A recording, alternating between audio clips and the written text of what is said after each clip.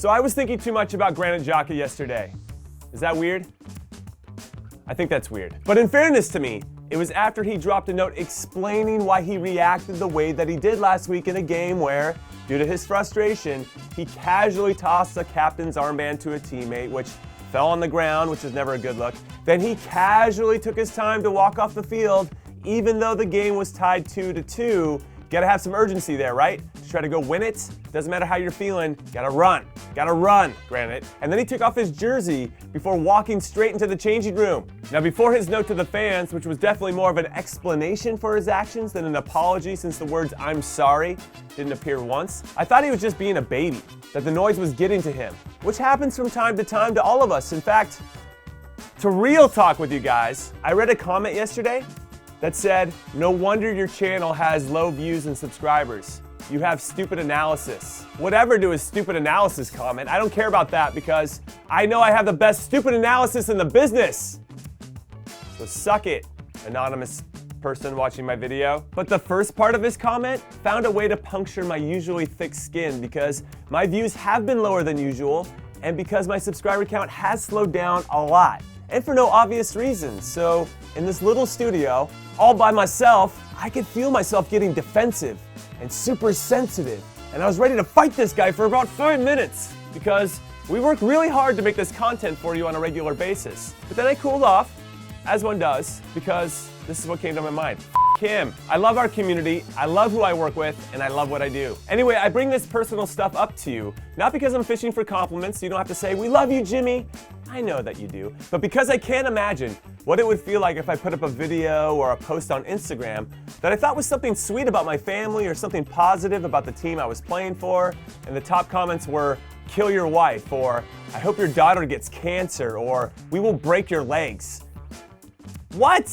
Why would you? I don't even understand. So if that happened to me, I would want to fight everyone. So now, because of how I was feeling with this recent comment, and with Xhaka explaining himself, I'd like to think that I have a much better understanding of why he reacted the way that he did. He has a bunch of faceless and anonymous Arsenal supporters, if you consider them supporters, giving him a hard time consistently. And when he got subbed off as a captain, which is never a good look for a player, it's kind of embarrassing, frankly, his anger and frustration and wounded pride and feeling sorry for himself all came together at the same time. And he reacted like most humans would in similar circumstances, but most humans aren't the captain of a big club. And as unfair as this might sound, the captain has to rise above it every single time. So even though I understand where he's coming from, that's the job. If he doesn't like it, then he can go find another one. However, I will say with the usually negative pile-on effect that exists online solely because of social media, everything gets amplified by 100. And with the rise in popularity in fan-only channels like Arsenal Fan TV,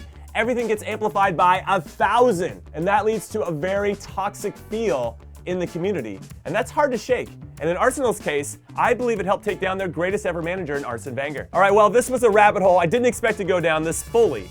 But as they say in the world of Zen, wherever you go, there you are. And here we are at the end of the longest intro for previews and predictions of all time.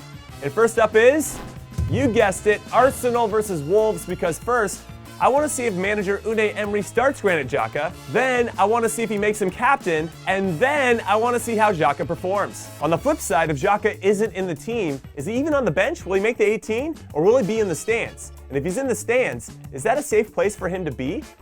I'm not so sure. Also, if Lucas Torreira plays instead, which is the right move to me, since I think he's better than Xhaka anyway, he needs to play well to prove why the supporters want him in the starting 11 in the first place. And yes, I know it's a massive game for both of these clubs because they both need the 3 points to stay in the hunt for a spot in the top 4, especially with Leicester coming out of nowhere again this season, and they are very, very good. So, taking all this into consideration and everything that I said and all the drama surrounding at least Arsenal more so than their opponents, I'm gonna go with 1-1, and the Gunners gonna drop more points at home. And then up next is Levante versus Barcelona, because I think we're witnessing peak Barcelona right now. Messi is doing Messi things again. Griezmann looks more and more comfortable, which is a good thing.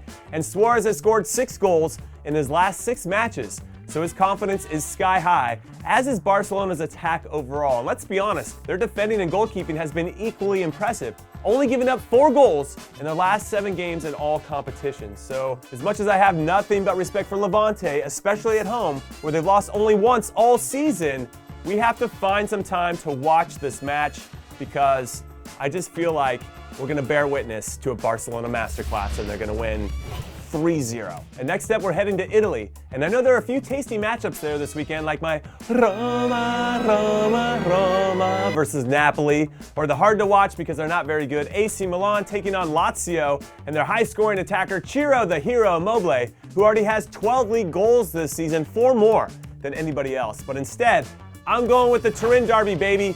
Torino versus Juventus, because the last time Torino won this derby was in April of 2015. And do you remember what you were doing 4 years ago?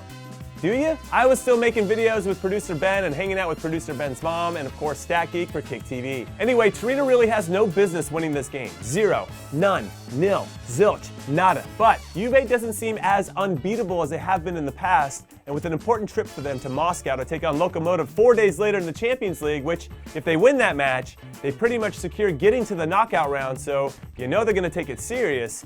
Maybe Juve will be looking ahead and Torino can pounce. Or at least that's my looking on the bright side of things for Torino. Or maybe Juve won't be looking ahead because they're total professionals and they're going to destroy Torino.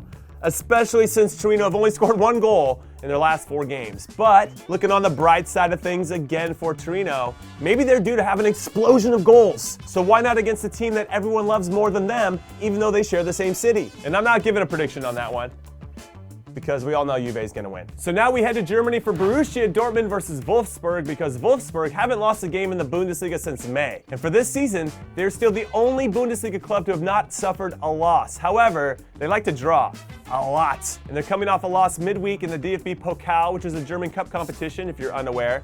It's one of my favorite name competitions in the world, the DFB Pokal. Just rolls off the tongue. And they lost at home to RB Leipzig, which is fine, right? RB Leipzig's a good team. It happens at times. But they lost 6-1, which is not fine. That's unacceptable. While Dortmund, on the other hand, came from behind on a late brace by Julian Brandt to beat Mönchengladbach in the Pokal 2-1.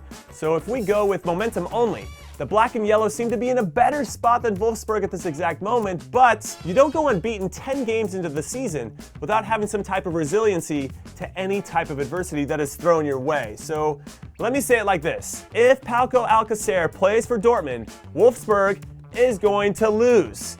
If he doesn't, which will have a big and negative impact on Dortmund's attack, I think that it's going to be a draw. Yeah, you heard it here first. And finally, as promised, here are the 15 winners. That's 10 plus 5 more that I forgot to name over the last few weeks. All right, you guys ready for this? And first up, it's the winners of the Inter Milan-Juve game, which happened 3 weeks ago, and Juve won it 2-1, if you can remember that far back. I can barely remember that far back.